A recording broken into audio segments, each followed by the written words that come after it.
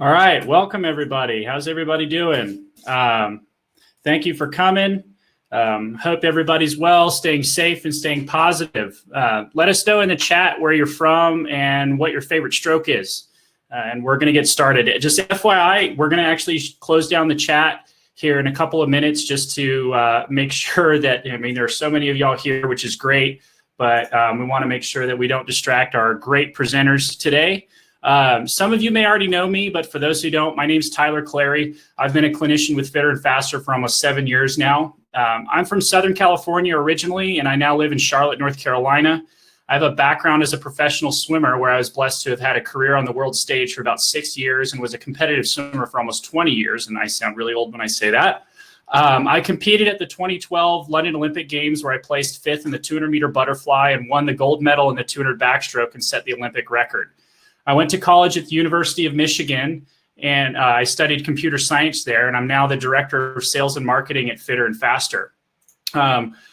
This episode's titled How to Deal with Adversity. And obviously there's a lot of adversity in the world right now, and we're so lucky to have, and I'm so excited to have my good friends Kim Vandenberg and Tucker Dupree with us here to present. Kim Vandenberg is originally from Moraga, California, where she swam for Campo Lindo High School and Orindo Aquatics. She was a member of the bronze medal winning U.S. team in the women's 4x200 freestyle relay at the 2008 Summer Olympics in Beijing, China. She also won silver medals at the 2005 World University Games and the 2007 World Swimming Championships in the women's 200 butterfly. Kim attended the University of California at Los Angeles, also known as UCLA, and swam for the Lady Bruins, where she graduated in 2007. Kim also graciously mentors other athletes through rise-athletes.com, which you should check out if you're interested. We also have Tucker Dupree, who's an American swimmer from Chicago, Illinois. At the age of 17, Tucker was diagnosed with one of the most rare visual disorders on earth called Leber's hereditary optic neuropathy. He won 3 medals at the 2012 London Paralympic Games and one at the 2016 Rio Paralympic Games. He's also set multiple world and American records competing in the S12, SB12, and SM12 classes. Welcome, everybody. Kim, Tucker, go ahead and turn on your audio and video.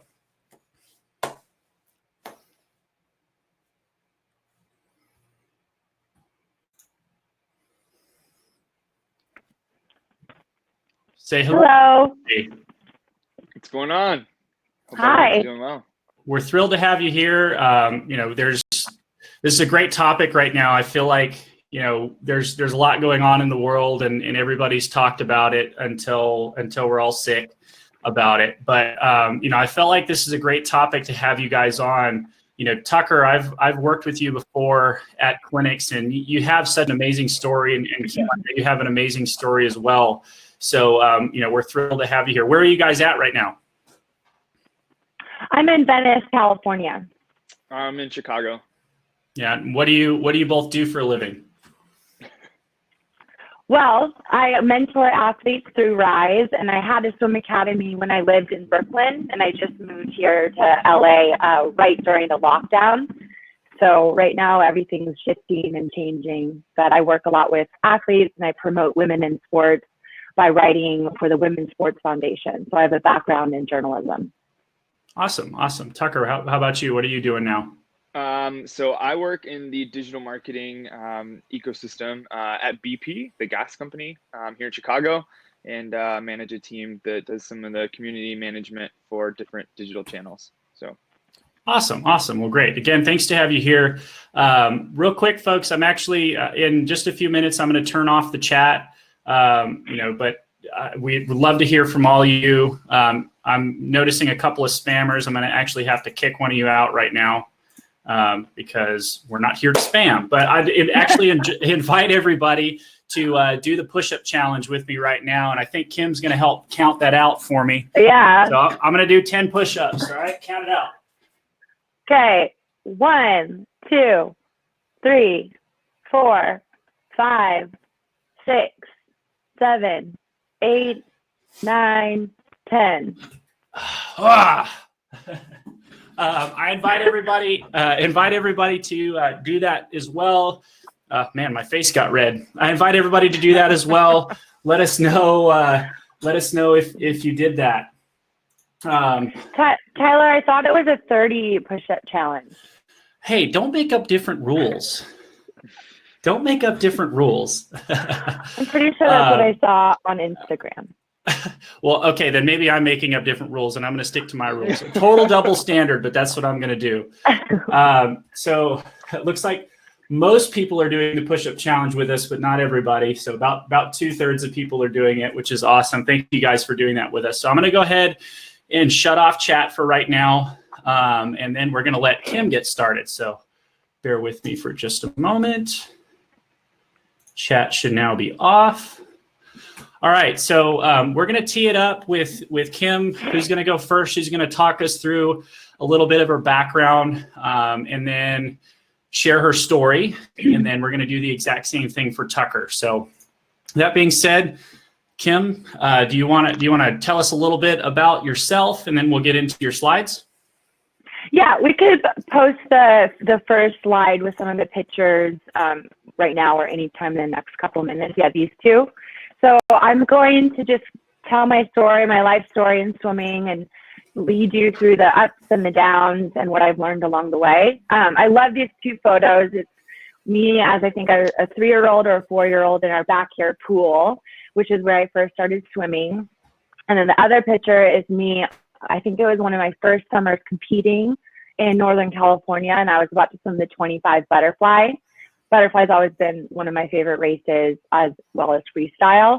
So I thought this was a good image, these two images, just to show my level of focus as an 8-year-old. I was really into competing. I loved being in the water. I grew up with my older brother and my younger brother and my younger sister, and we would just spend hours and hours in our backyard pool from the photo on the left. So the next video I'd like to show is just a little clip from like 1990. Can you post the video, Tyler? Yep. I don't know what, I can't see it. It's 1995. So this was I only swam in the summer league. And this was the first time I got a High Point Award. And I was with all my friends, and I was with my whole family. My grandparents were there. I was probably 10 years old. And that's really kind of where I fell in love with swimming. That's where I realized that swimming was my favorite sport. I played other sports besides swimming. I was into track and field and basketball and soccer. I was really active, and I kind of wanted to do all the sports. But swimming was my most natural place to be. I was way more graceful in the water. I felt like I wasn't that graceful on land. So by the time I was 11 or 12 years old, and I kept winning the summer league high points, I ended up getting kind of recruited by the USA swim team, Orinda Aquatics. And that was the first time that I started to swim year round. And that was the first time where I wanted to quit swimming, because I was coming from a summer league program where I only swam like 1 hour in the hot afternoon sun. And then all of a sudden I had to jump into 6 a.m. practice in the middle of winter in Northern California outside, where it's like ice on the pool deck and freezing. So for me, that was a really rough transition. It was the first time I wanted to quit, like I said, and I talked to my coaches about that. I said, I'm tired all the time. My hair is always wet. I'm so sore. I'm falling asleep in class. The workload for me, I was just totally overwhelmed. So my coach said, okay, you have a big swimming coming up in 2 weeks. So why don't you focus on your technique, focus on being in the moment, and take it one day at a time. And then we're going to go to the meet. We'll reevaluate how you're feeling after that. So for me, that was my first life lesson through the sport of how to be in the moment. I never really understood what that meant. I've heard it my whole life, but when I was 12, 13 years old, I really focused on the day-to-day. And I think that's really relevant to what we're experiencing now with all the uncertainty. We only have this present moment. We're not in the future. We're not living in the past, how things used to be. So I actually have a quote that I want to read. It's one of my favorite authors. It's Paulo Coelho. He wrote The Alchemist, which I'm sure, have you guys heard of that? Yeah. Book? So I wrote a quote down that I found to be really relevant to being in the moment.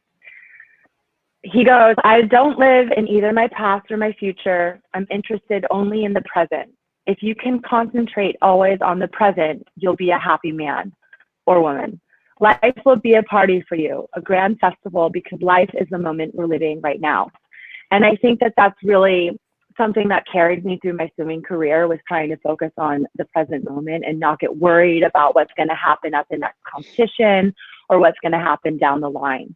So I ended up focusing on the moment, and I went to the swim meet 2 weeks later, and I swam my best time. I swam really fast in my 53, and I ended up qualifying for the junior national competition that was coming up. So instead of quitting swimming, I ended up quitting all my other sports. And I found it to be really interesting because I qualified for the junior national cut on the dot in the 53. So I thought that that was really kind of a universal sign for me to stay in the sport. So I kept swimming, and I realized that all that hard work was paying off, you know, being tired in the morning. And I ended up going to my first Olympic trials when I was 16 years old. So that was a very long time ago. That was the year 2000. And the Olympic trials were in Indianapolis, Indiana. And I was so terrified to be at the Olympic trials. Like, I remember walking around and just staring at all the Olympians and like gold medalists and just being really overwhelmed. I was comparing myself to them. I felt like I didn't belong there. So every single race that I had was pretty painful. Like, I was, you know, looking around at the person next to me. I was like shaking on the blocks.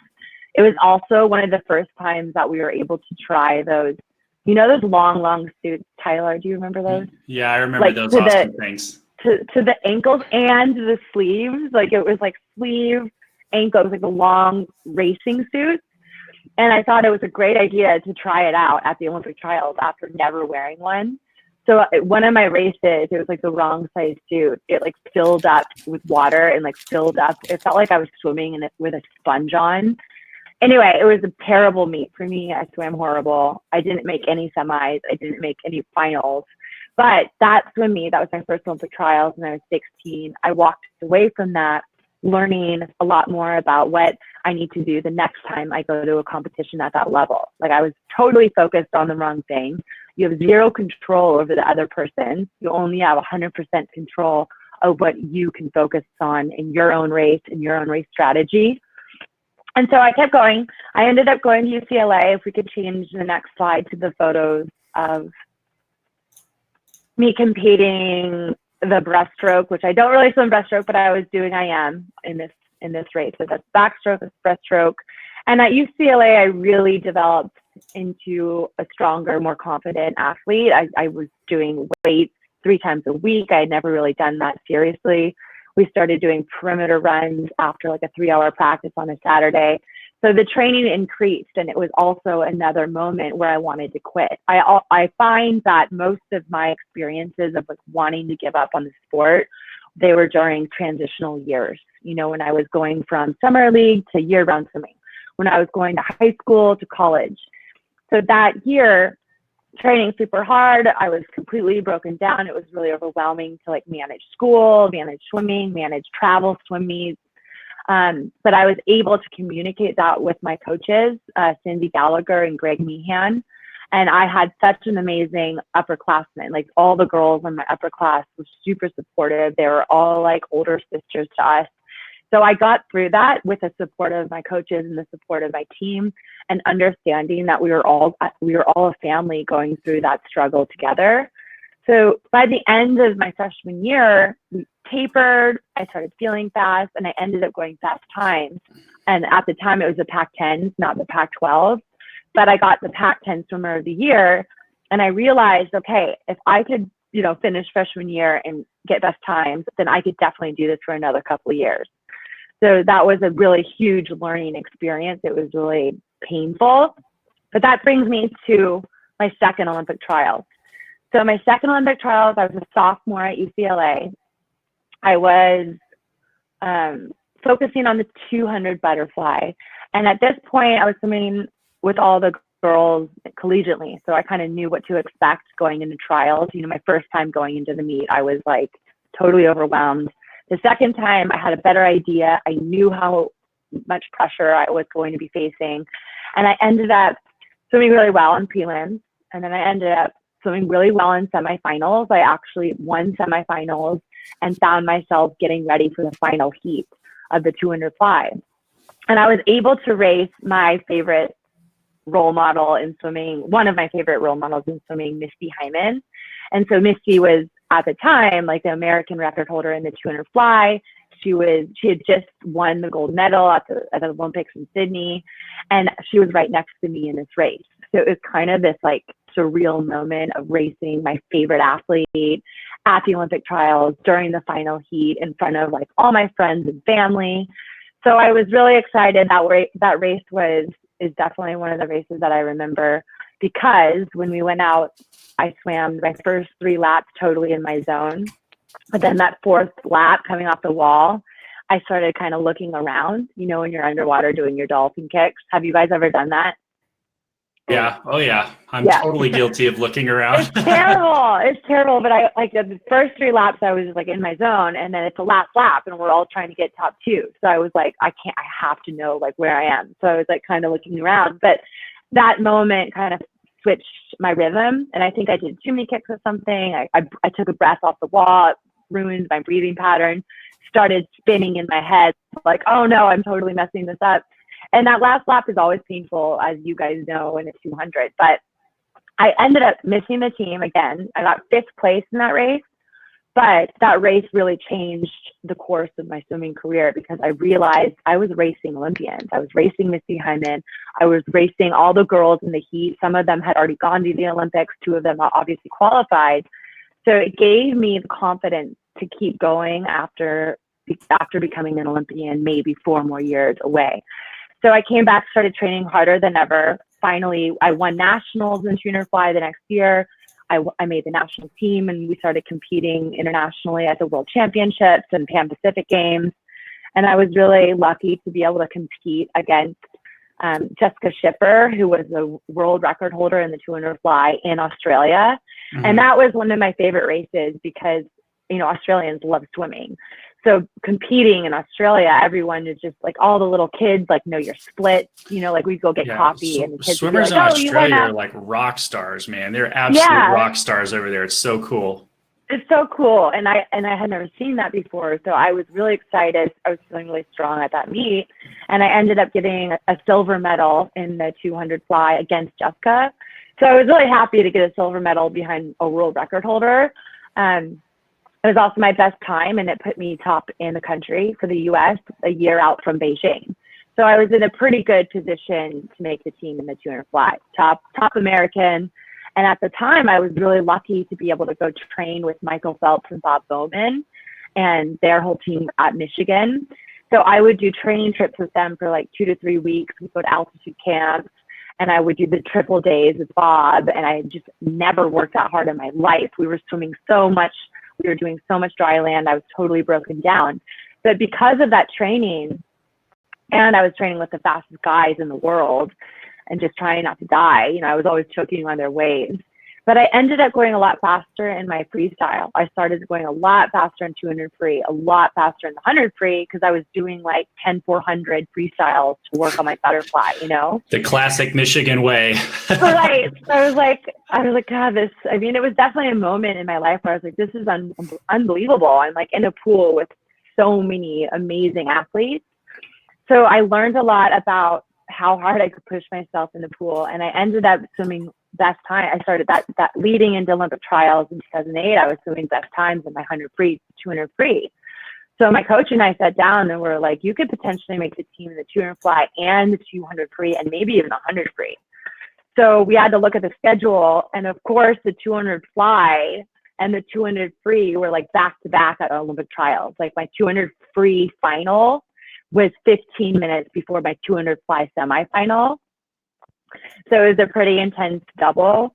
I know you guys are used to that as well, but 200 long course, like fly, 200 long course free, it just seemed like pretty painful. Oh, yeah. But the times I was going that year, like if I swam really well, I could have made the team in both races. So I was like, I have to do it. Like that's something I really want to try for. So doing all the triple days with like Bob and Michael and that team was helping me prepare to be in the best shape I could be in to make the team. So at Olympic trials, this is my 3rd time going, 2008. in Omaha, Nebraska. I swam really well in my 100 fly. I made the final heat in the 100 fly, but missed the team in the 100. But then for the 100, 200 free, I swam really well in prelims, swam really well in semis, and I found myself where I wanted to be in the final heat for the 200 free. And I also found myself in the semifinal heat of the 200 fly. So that was how I wanted it to be, but it was a pretty intense double that I had to focus on doing the best I could in both of those races to advance to the final heat of the 200 fly, which is my favorite event. So semi 200 free, totally in my own zone. I was not looking around at all because every time I had done that at every other Olympic trials, it didn't work. So I was in my own zone, and I finally made the Olympic team in the 200 free relay. I got 5th place in that heat. They take top 6. So I got 5th place. I was so excited that I made the team, but like instantly I had to focus on getting ready for the 2 fly. Right. So I like jumped out. I gave my coach a hug, and I was like, oh my God. And then I jumped in the swimming pool and was like trying to calm down for the next race. So go to the ready room again. I'm like still out of breath, but the girls were so nice. All the girls I was racing, we were all like, oh my God, you're going to Beijing. And I was like, oh my God, I have to swim the 200 fly in like 5 minutes. So then we go to the block, swam the 200 fly, and it was pretty easy considering how 200 flies go. I was just really excited to be on the Olympic team. So then the next morning was kind of where I got hit with that, when you're super sore from racing so much with your shoulders. Like I went like that. I was like, oh no, I'm so sore and I have the 200 fly final tonight. Like, what am I going to do? So I stretched a lot, took a hot bath, had a massage, rub out with my massage therapist, had a longer warm up. I just did everything that I could to feel as good as I could feel. But I ended up going to that final heat, same plan as the day before with the 200 free, focus on my own race, don't look around, breathe every other, 6 kicks off every wall, no breathing in and out of the turns. And I got 3rd. So I touched the wall and I got 3rd place, and I looked at the board and I was the top seed in that race. So 24 hours before that, I made the Olympic team in kind of like an off event. I thought the 200 free, and then 24 hours later, I missed the team in my favorite event, the 200 fly. And so for me, that was just such a roller coaster of emotions, like being at peak, like the happiest I've ever been in swimming, to just being totally crushed. I had a silver medal from the World Championships the year before. Like my goal was to medal at the Olympics in the 200 fly. So that was a really huge disappointment for me. And my coach and I sat down, really fleshed it out, talked about what happened. But at the end of it, she was like, you're an Olympian, you're going to Beijing, you're just going in a different event. You're going to go as a relay swimmer, and you're going to try to be the best relay swimmer that you could be. So that was a huge learning experience for me. I realized that life doesn't go as you want it to go, but it also surprises you, and there are opportunities out of disappointment. This is a photo. So the photo on the right, the freestyle photo, that was during the Olympics in China. We came back with a bronze medal. That was super exciting. The photo on the left, the butterfly photo, I believe that's from the Pan American Games in Guadalajara, Mexico. And the reason I chose that photo was because it's kind of a funny story. Not really. It was really painful for everyone who was there, but it was at altitude up in Guadalajara. I forget what the altitude is, but everyone that was swimming more than 100, like anyone that was doing like 200 to 400, anything mid-distance or longer, everyone was having a really hard time with breathing, especially towards the end of the race.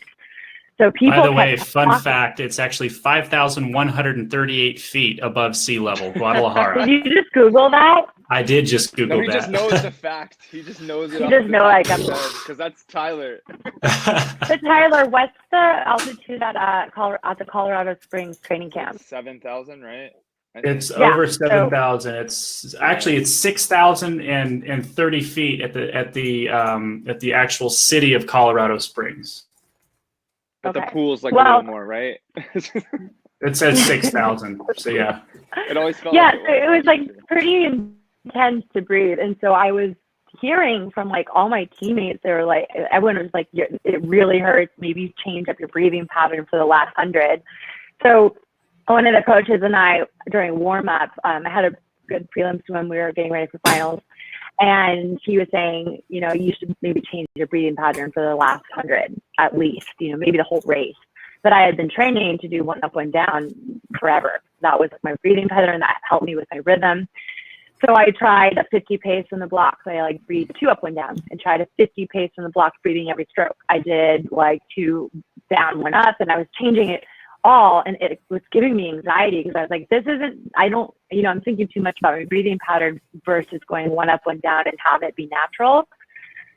So I talked to him and talked to the coaches, and I was like, I'm going to just stay with my breathing 1 up, 1 down. That's what I practice. That's how I visualize. That's how I know I'm going to swim my best race. And they were like, okay, well, that's going to really hurt. Like you might, you know, it's just going to be a lot more painful than it normally is. And I accepted that because schooner fly is always painful. And I stuck with my breathing pattern. And it was like, I was in so much pain the last lap that I remember like closing my eyes. You know, when you close your eyes, you're like, please be over. But I was doing my breathing pattern, and I ended up winning that race. I got a gold medal there. And I believe I got the gold medal because I stuck to my plan. I stuck to my strategy. I stuck to what I could control in that race, even though I knew it was going to be difficult, and it paid off. And I was really happy with that gold medal. So that was another story that I wanted to share. I think the next slide is not this one. The other video, there's a video from a race in Europe. I wanted to talk about that. So everybody kind of bear with us here. There's some Spanish commentary. Well, I think it's Spanish being spoken commentary here. So if you need to mute the video to hear what Kim is saying, go ahead. But we're gonna play through this. Una salida ahora de la piscina de suavizar. And you can mute it on the top if you want to talk about moving. You can mute it on the video part, right? Yes, people should be able to mute the video for themselves. But here we go. Kim, which lane are you in? Vandenberg, calle número 5. So you're right here. I'm in the middle lane. So this is at the Paris Open. I like this video just because it has great footage underwater, and it also has great footage, you know, above water. But basically, this is my 200 fly in Europe. I had moved there after the Beijing Olympics to train. I had always wanted to study abroad when I was in college, but because I was training for the Olympics, I decided to wait. After the Olympics, I had the opportunity to go race and train in France. So this was at the Paris Open. This was a month before the US Nationals in 2011, I believe. And I like watching it because it was just kind of not the perfect race, but I was really focused on my breathing pattern, my underwaters. I was in the moment. I had a really solid time. I think it was 2:08, so it put me up in the top of the US. It was a really great position to be in going into 2012. And the reason that I wanted to share this story was because going into 2012, I moved back to Cal. I moved back to Natalie Coughlin, Dana Vollmer. I'm also from Berkeley. Like I was born and raised in that area. So it was kind of like a homecoming after being in Europe for so long.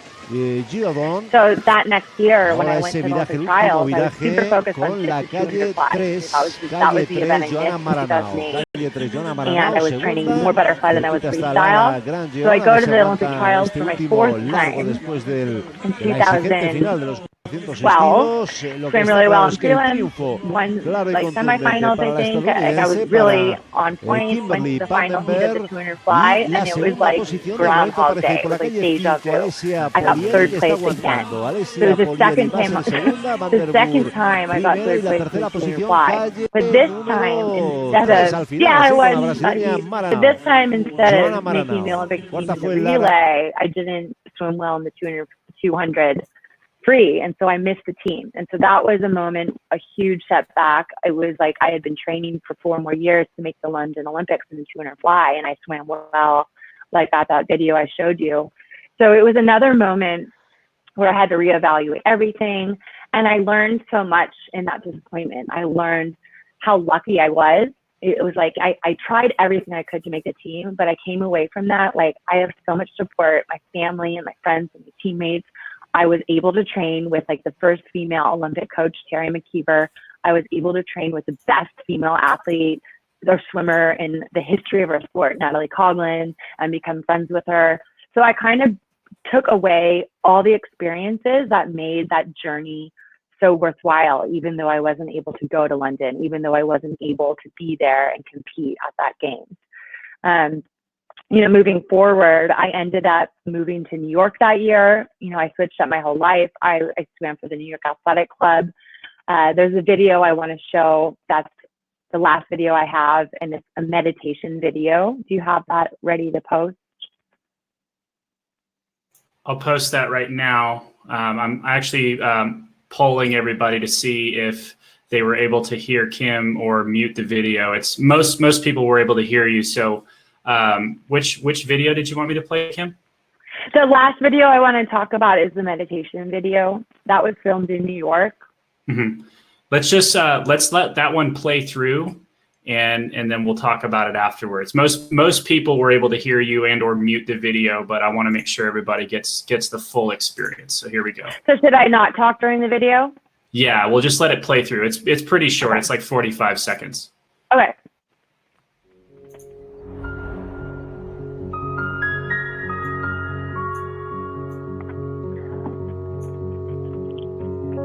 Really pretty shot, by the way. Thanks.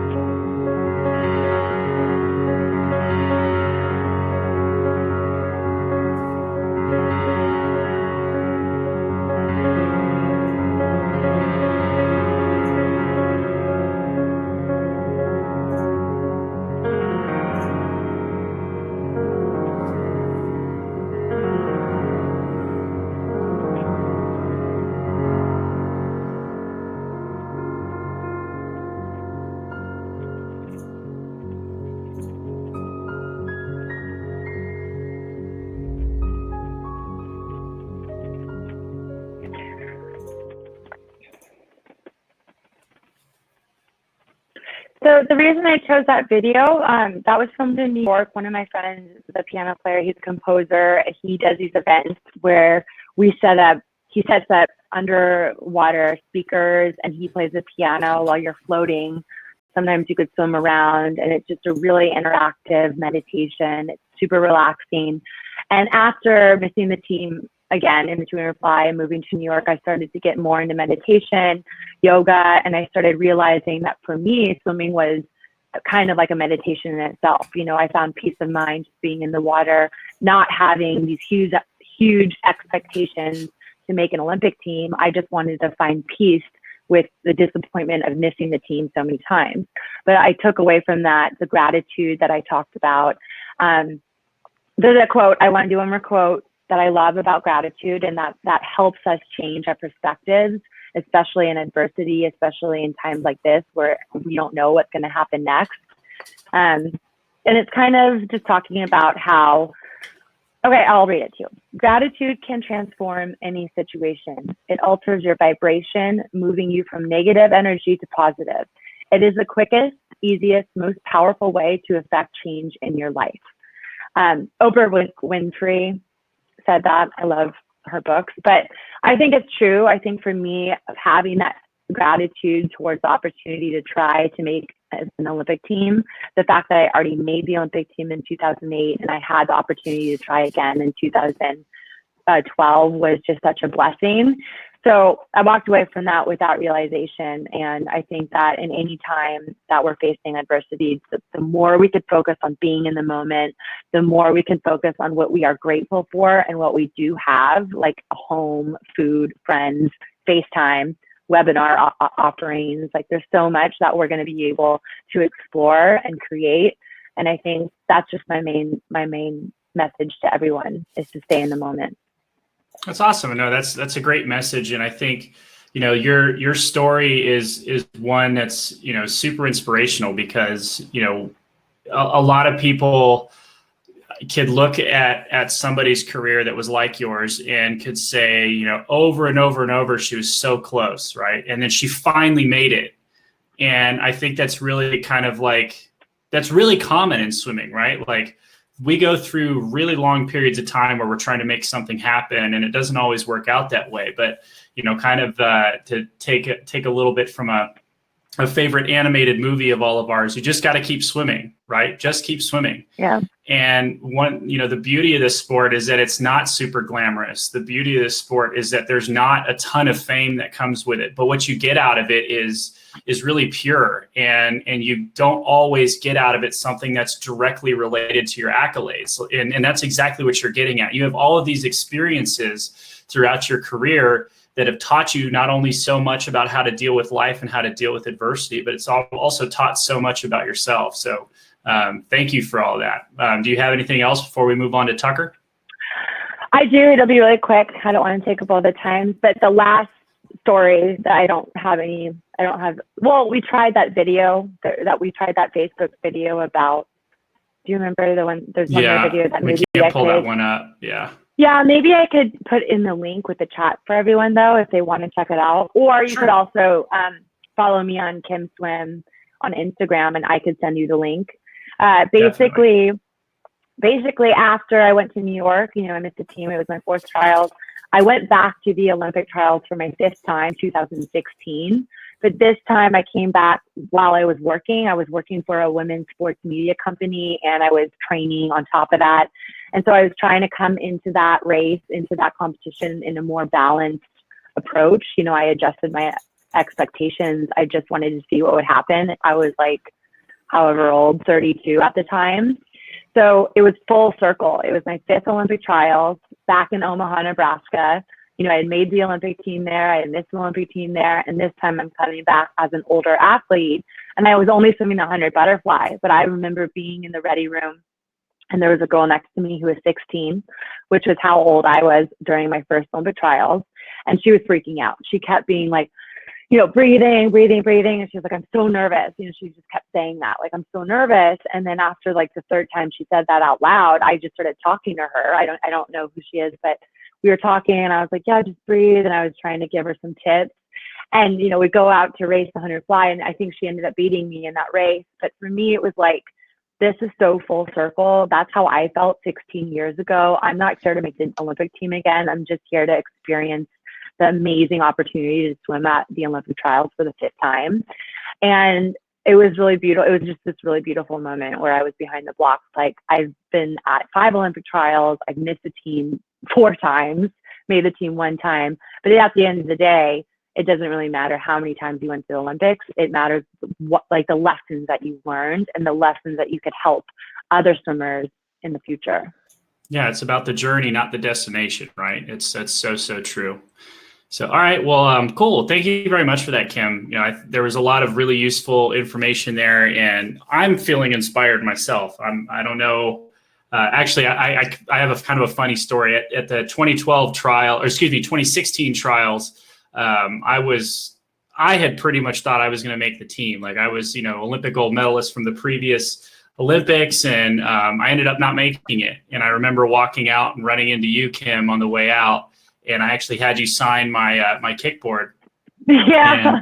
And you're like, before you signed it, you're like, I'm not going to sign this. You're going to be back here in 4 years, and it's going to be all behind you. And you were wrong. Tyler, there's still time. You have a whole nother year to train now. Yeah. They actually brought that up in our last webinar, and I was like, yeah, I don't know if I'm going to be able to make a whole lot of headway towards another 400 IM or 200 backstroke berth in a year, especially when you have a machine like Chase Kalish and Ryan Murphy that are kicking butt in those events. So, but I appreciate that. I've kind of a funny story. I still remember that. But so, yeah, so. We'll move on. We'll move on to Tucker. Tucker, do you want me to start off with your video, or do you want me to pull up your slide presentation?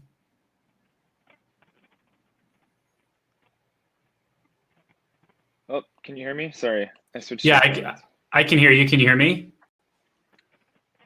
Oh, I think we're having some audio problems with Tucker. We can still hear you. Can you hear us? We'll get this figured out. While he's getting that figured out, so I'll go over my intro about Tucker again while we're going, while he's figuring out his audio. Again, Tucker's from Chicago, or at least he lives in Chicago now. Tucker's a Paralympian, which, to be honest with you, I find it kind of odd that all of the Paralympians swim at a completely different competition. I think that it should be all at the same games, if between you and me. And what's so amazing about Tucker, and you'd really unless you hang out with him a lot, you'd never really know. But he was when he was 17, he basically woke up one day and had lost most of his vision in one eye. And over the next couple of months, he had lost the vision in his other eye. And he's going to talk about that in a little bit. But he was actually diagnosed with one of the most rare visual disorders on earth called Leber's hereditary optic neuropathy. And in spite of that, he still won 3 medals at the 2012 London Paralympic Games and 1 at the 2016 Rio Paralympic Games. And he also has set multiple world and American records competing specifically in the classes S12, SB12, and SM12. Did I get that right, Tucker? Good. I'm good. All right, cool. So let me hold on. All right, so do you want us to start off with your video and then the slides, or do you want to start with the slides? First. Yeah, we'll go All right, here we go. So, first of all, I want to find out if that piano pool is still in existence, because that sounds like my jam. The piano pool? Yeah, you said there's a place where you can swim and there's piano playing Yeah, underwater. so he does it all over the world. He brings his piano to beaches and mountains and pools, and I'll send you the link. I'll also post this on my Instagram if people are interested. Yes, I would love that. Okay, sorry. So yeah, I am super excited to talk to you guys today. I think that adversity is something that we are all faced with in this sport, whether it's missing a workout or something happens to you before a race or during a race, and how we interact with that. Whatever obstacle is put in front of you is what really defines you, and I think that that's something that we have a great opportunity to make that a positive definition, and I think that that's what I really want to talk to you guys about, just kind of with my journey through this sport, and just all the great opportunities that I had. So we can go to the next slide.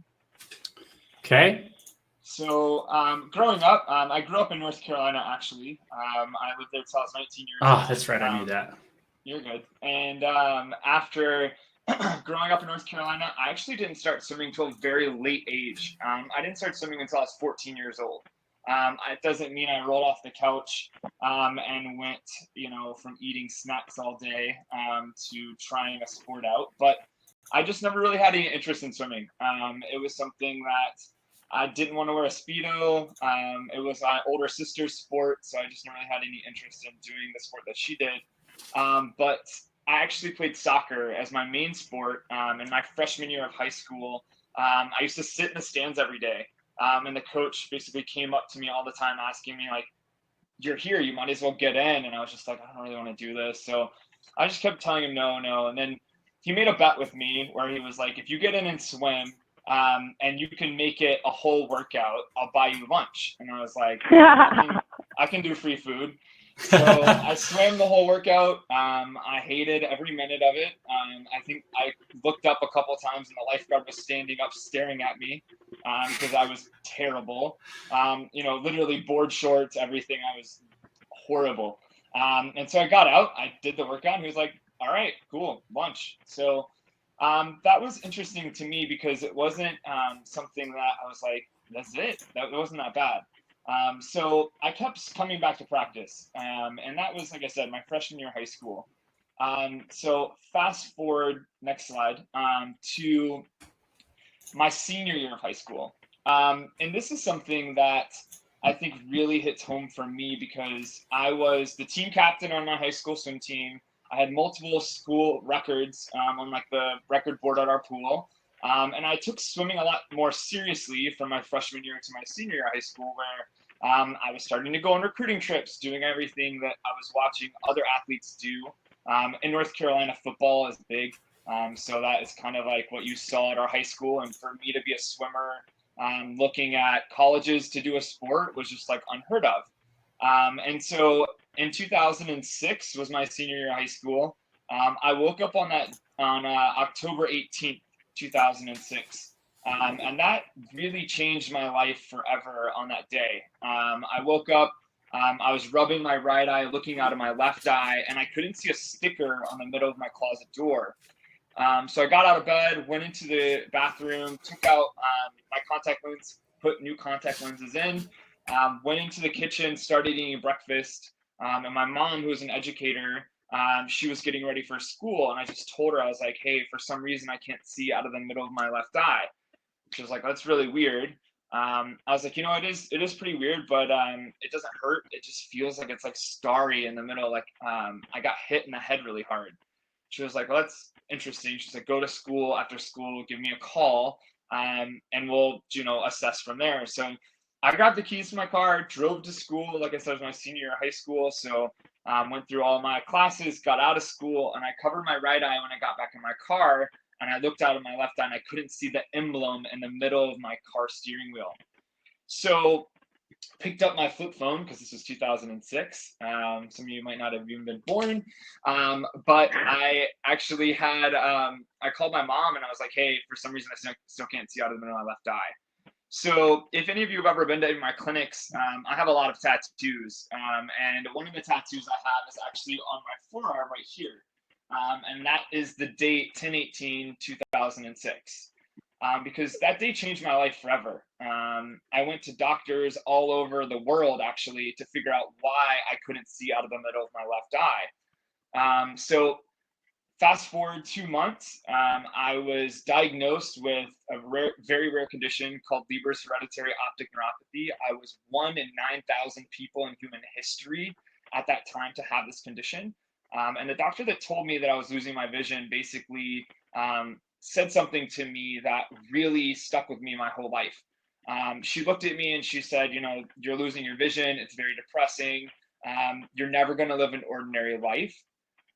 You could wake up tomorrow morning and be completely blind.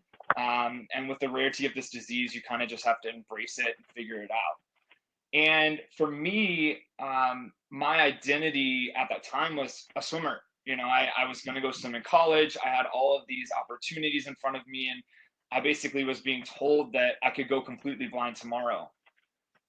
So the great thing at that time was that the vision loss was only in my left eye. And in the state of North Carolina, you only need one good eye to drive. So I could keep driving. And so my life stayed pretty consistent. I basically drove to school, drove to swim practice. And the reason why I have this picture on here is because in February in 2007,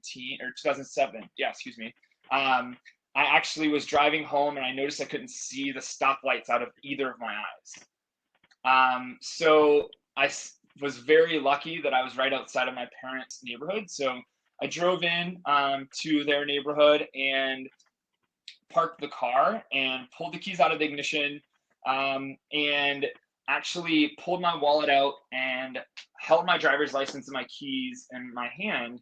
And I remember that this was the moment for me of acceptance. And that was because I knew that this was real. I had to figure out how I was going to keep swimming. And then also I had to figure out what I was going to do because I couldn't drive anymore. And the town that I lived in, you'd have to drive to get anywhere. So I walked inside the house. I handed my car keys to my mom. Like I said, I was a senior in high school, and I said, that was it. And she was like, what do you mean that's it? I was like, well, I don't want to drive anymore because I don't want to hurt myself or hurt someone else, knowing that I had the choice. So after that, my mom was like, all right, well, we'll figure this out. So I basically had, like I said, my mom was an educator, so she would come pick me up during her lunch hour. I would go to school from 8 o'clock till lunchtime. She would pick me up. I'd go back to her school, hang out with her until swim practice, and then go to swim practice from 3 to 5:30. And she would take me to morning practice. And I think the hardest part of that at that time for me was that I was a senior in high school. Driving was independence. I got to go wherever I wanted. It's something that I look forward to all of my life, really, to have the ability to just hop in a car and go anywhere. And now I've felt like I almost took a couple steps backwards where now my mom's driving me around again. So I had to sit down with my swim coach and talk to her about what was going on, because I was like, hey, I'm losing my vision. I still want to keep swimming. And she had never coached a blind athlete before. I told her that there was the possibility that I could lose all of my vision. And she was like, well, let's, figure it out. And I think the great thing about our sport is that, it's very cathartic in the aspect of you put your face in the water and you're kind of left with your thoughts. So I had a lot of opportunity to really reflect on what was going on. And, you know, my friends that I swam with in my lane and the training partners I had, I was like, hey, like, you know, this is kind of happening to me. And they were very supportive. And we had this system where the person in front of me would, you know, watch the clock because I wasn't able to see the clock anymore. And then I would go next, and then the person behind me would, you know, tell me when to leave. And then when I got to the wall, the person in front of me told me my time. So it was a lot of just different things that we had to tweak within the training environment where, you know, my parent or my coach could no longer, you know, stand on the pool deck and look down at me and say like, hey, you're doing this, because I couldn't see what this was. So Tyler, we can go to the next slide if that works. Awesome. So I actually had a lot of things going on in my life that were basically like transitions. So I was in high school, like I said, and I had an opportunity to go to the Governor Moorhead School for the Blind in North Carolina, which is where I had to relearn a lot of normal things. Like if you're losing your vision, how do you pour a glass of water? Or at the time we had flip phones, like I talked about. How do you read a text message if you can't see your phone? So if you go to the next slide, Tyler. Yep, I had basically an opportunity where I was handed all of these gadgets. So to your left is a flip phone with a magnifying glass. That's how I would read all my text messages. I was given this monocular, which was an opportunity that I could like use it to kind of see far away. I was given a blind cane just in case I lost all my vision. I'd have to figure out, you know, how to get around. And then to the bottom right-hand corner, there's a TV screen, which was a magnifying apparatus where you could put a book underneath it and the screen would enlarge it. So I was basically going through a lot of transitions in this point where I was having to relearn life. And when I was at the Governor Moorhead School, I was introduced to another athlete, which is on the next slide, by the name of Alexis Gillette. So this is Lex. He is completely blind, has no vision, or he doesn't have any vision at all. And he runs track and field. So for me, whenever I was finding out what the Paralympics were, I was like, wait, this guy runs as fast as he can and can't see at all. So with the Paralympics, he basically came on and he was like, hey, if you're swimming, you should, you know, figure out if you can get involved with the Paralympics. So I, you know, went to my first Paralympic swim meet in 2007 and had the opportunity to make the national team. And I was the fastest blind swimmer the United States had in 40 years. So that was basically where I got introduced to Paralympic sports. And the great thing about Paralympic sports is that we compete against all people that are similar disabilities. So I'm not going to compete against someone that's missing their hand. I would only race against someone that was visually impaired. And so with that, a lot of people ask me, what does that look like? So we can go to the next slide. So this is what underwater looks like to me every day. So when I would train, I would count all of my strokes. I would basically see out of my peripheral vision to look at the lane ropes and really have the ability to keep swimming. And so I had the opportunity to swim in the 2008 Paralympic Games. And then I also swam in the 2012 Games as well, where I won a silver medal in the 100 backstroke, a bronze medal in the 50 freestyle, and a bronze medal in the 100 freestyle. And so after that, I swam 4 more years and swam in the Rio Games and won a bronze medal in the 100 backstroke. But a lot of people ask me, like, what does this look like to you? So if everyone wants to be interactive right now, so if you ball up your fist like this, and then put that in front of your eyes and look past your hands, that's what my vision is like, very similar to this picture. So I think next is the video, I believe, Tyler. Yeah, I'm going to play the video right now. And I believe, to be honest with you, we're having a couple of audio issues. So I'm going to play the video and we'll just look through it. But it was really well done. So everybody enjoy. And this man here from the USA, Dupree.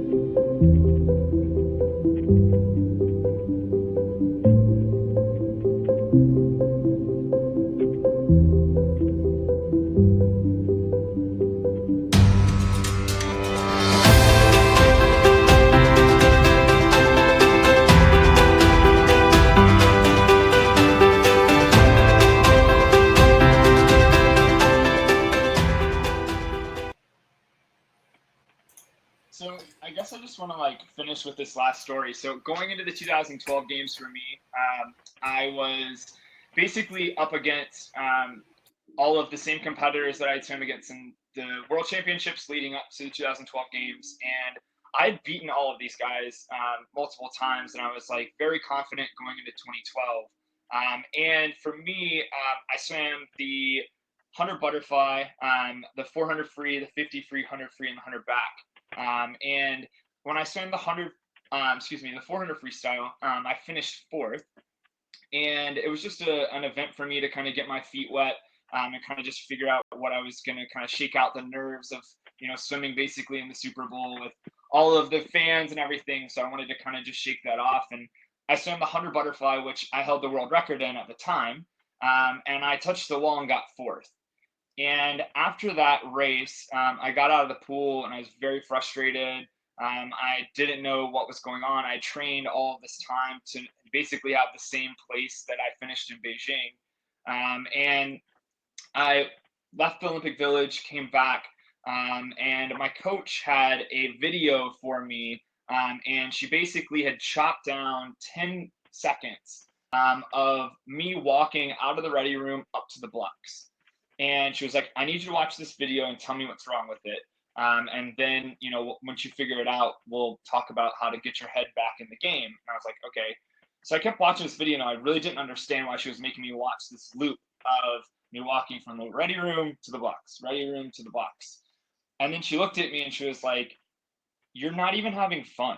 Like, you're literally at one of the biggest events in your life and you just look serious and angry. She was like, I'm all about being focused, but this is just a swim meet.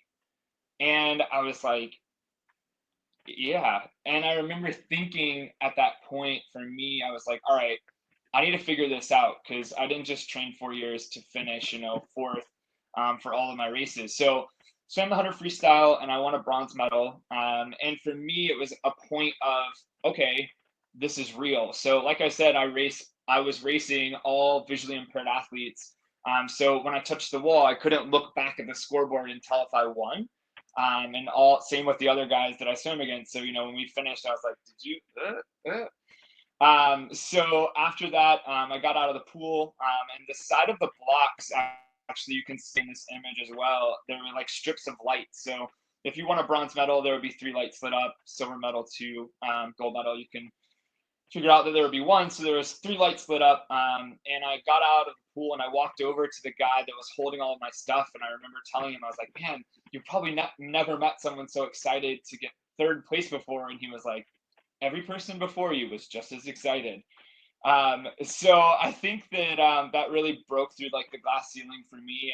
And after that, I swam 2 more events, which I was able to win, like I said, a silver medal in the 100 back and a bronze medal in the 50. So I think the biggest walk away with this, just me and adversity and, the biggest opportunity with what we have right now, what's going on in the world, is to kind of think about what that doctor said to me, where she said that I would never live an ordinary life. Because if I would have listened to her, I wouldn't have got the great opportunity to wear the Team USA uniform for 12 years and, win medals for our country, and also get to work with Fitter and Faster and, share that love with the sport with everyone that comes to our clinic. So I think that right now we're in a very, very weird time in the world, where we're all quarantined, or we're all trying to stay in shape, and, the Olympics getting postponed and all of that. So I think that right now we have to challenge ourselves to really ask yourself every day, what are you going to do to be extraordinary? Because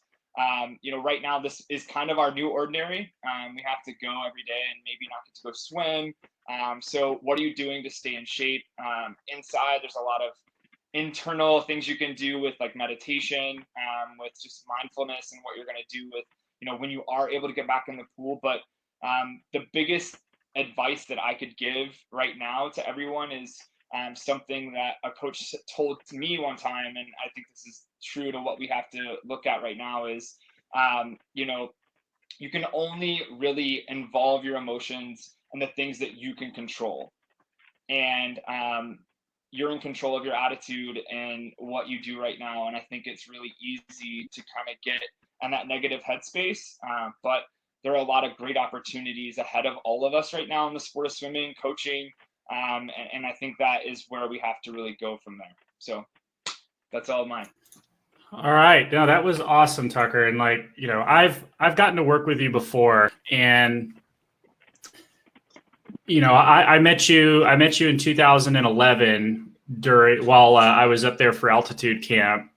And, you know, I actually met you through Rudy, if you remember, because Rudy has been a friend of mine ever since I was like 10 years old. And I always thought it was just fun to hang out with him. And I got to meet you and didn't really understand like the gravity of what you've been through and what you've had to overcome. So I think when it comes to adversity, it's obvious. Like you've had to deal with it all your life, and you've done such a great job at it. And obviously all the chat is, you know, I'm seeing so many messages in the chat about how inspiring your story is. So just thank you very much for sharing that with us. And I guess at this point, you know, I know that we're starting to run over a little bit, and I'm not sure if Tucker, you need to run. So if you do, just let me know. But there are a couple people that are asking. I'm seeing some questions that are coming up over and over in chat. You know, this is your time to ask us any questions that you might have. But one of the things that I'm seeing a lot is, Tucker, are you still dealing with your visual impairment? Yeah. So I actually, I still am 70% blind. So a lot of people ask me, you know, how do I get around? Like, because a lot of people, when you interact with me, they're like, you don't look blind. And I think that's something that is such a great opportunity for me, because I get to educate on what that looks like, right? What is a disability, all of those things. So I have the great experience of actually having sight still. And something I'm still very proud of, because I do still have vision. But at the same time, I use a lot of accessible technology. So I don't know if you can see, so like this is my iPhone. There's like basically like zoom technology to where I can zoom in on my phone to see out of that peripheral vision and have my phone read back to me. And it really is, you know, a testament to how technology has kind of got up to speed of what people need. And it fills the void of my vision loss. But it's also something that I was very fortunate to have coaches that understood that as well, because, you know, I wasn't your average athlete in the pool. Whenever you watch me train, I look like that athlete because I'm swimming all 4 strokes. You know, I'm leaving when I should, but at the same time, it's kind of adapting to what's thrown at you, right? Like just like Kim, she had the same opportunity of the not making a team. Like that could have been it. She's like, you know, I'm done. But you know, it's how you handle situations like this that really show your character, but also your support systems and what you're up against. And this is what you're all in the same, you know, we're all in the same boat, if you will, of not being able to train right now. So I think that that's something to kind of wrap your mind around. But yes, to answer the question, I still have vision loss. Okay. So, and that's just one that I had seen a lot. Yeah. Kim, if you had one overarching message, like in 2 or 3 sentences about how people should deal with adversity, what would it be? Well, just the 2 points that I was really discussing, like being in the moment and cultivating gratitude. I think that as we're in the moment, you know, if you're doing yoga at home, if you're calling your loved ones, if you're FaceTiming, or if you're cooking a new recipe, just be in the moment, take it day by day. And then the other, you know, cultivating gratitude, have a gratitude journal. Write down 5 things a day that you're grateful for. It could be as simple as your iPhone, or like taking a hot bath, or like being able to watch your favorite movie with people that you care about. Just those, like, very simple. They seem very easy to do, but it's hard every day to practice gratitude, to practice being in the moment. And I think in any of my experiences with disappointment and adversity, those are 2 things that I've always tried to focus on. Good. Tucker, if there was, you know, obviously you've hit the adversity nail on the head. If there was one overarching message, kind of like I just asked Kim, what would you want people to walk away with, remembering from your talk, or remembering from just being involved with you and your story? I think the best advice or way to sum all of this up is that we have 2 choices. You can pick between what's right and what's easy. And it is easy for us to get in a negative headspace, and get down on what's going on right now, or you can do the right thing and leave a legacy.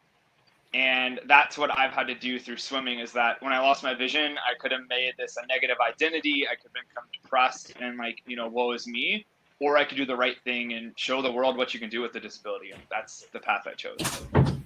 Okay, awesome. Well, again, I'm definitely going to look back on this replay because there's so much good information. And the thing about all of what the three of us are going through right now is that we're all moving past life and swimming, you know what I mean? And there's so much adversity that we're all going to be encountering, and so much more adversity that we've all already encountered. And I think that all of our attendees today, that they should look at adversity in a way that this is a lesson that you're going to use for the rest of your life. Swimming is a great teaching tool, and the adversity that you're going to see in swimming, and obviously not only in swimming, but in everyday life, especially right now with all of this coronavirus stuff happening, that, if you approach it with positivity and you find a way to get through it and just keep going, you're going to be so much better off because of it. So thank you guys very much. I really appreciate it. Thank you. We're gonna wrap up now, guys. So I want to make sure everybody had a good time. Let us know how you felt about the actual webinar. I know that there have been a couple of people in chat that have been spamming. I've been banning them as possible. So appreciate you guys being here. Real quick, before I put this up on the screen, remember that you should be paying attention to the Fitter and Faster social accounts moving forward. We're going to be announcing more broadcasts over the next several weeks. And I encourage you to join us whenever a topic comes up that you're interested in. Lastly, Fitter Faster has a really valuable product called Swim Videos on Demand that you can find at swimvideos.net. And I'm actually about to put an offer up on your screen so that you can go ahead and check that out when you're ready. But it's filled with hundreds of drills, and it's full of really useful swimming information, along with explanations from some of our top clinicians, myself included. Or you can just click offers on the right-hand side of your screen. This is a great time to sit down and really pick apart what you're doing and try to gain as much knowledge as possible. And our app is really, it's just an amazing wealth of information. So thank you very much to everybody who attended today. This is Fitter Faster Live. We're going to be coming back at you with a lot more later this week, and even more the following week. So again, keep your eye out for that. As always, stay positive, stay safe, keep a lookout for future events, and wash your dang hands. Bye now.